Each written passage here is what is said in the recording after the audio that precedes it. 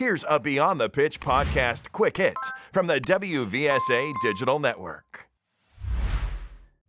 When it comes down to it, really, it's about the experience you're creating. When we're talking about young athletes in that 7 to 8 range, it's all about creating a fun experience with the sport, because you're essentially laying the groundwork for them to just continue playing. You are probably their first exposure to that sport, and you have the responsibility of creating a positive association. I think when it comes to communication, that's it. It's just about keeping things positive and at a broad level, promoting teamwork and a healthy competitiveness. Mm-hmm. And then as we look at teens, I mentioned that I'm now working on a high school coaching staff. With this football team, I'm coaching kids who are between the ages of 14 and 18.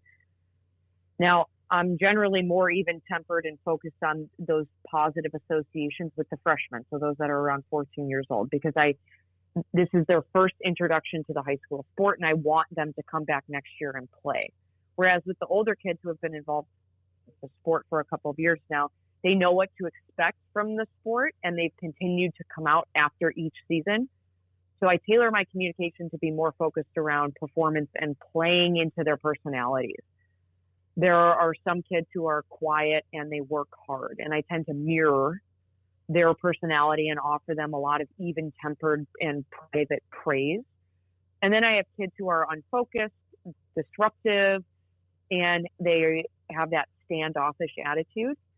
With them, I tailor my communication to make more direct requests for their attention. That means I might go up to one of those athletes and say, I asked you to do this.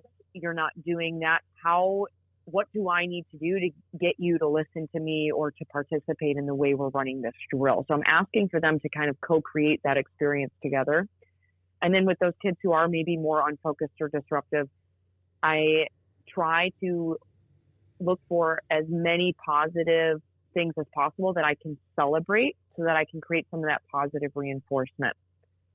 So to sum it all up, when we're talking about really young athletes, the most important thing to keep in mind is that you're essentially the first impression they have with the sport. And so your goal should be to create a positive association so they continue to play.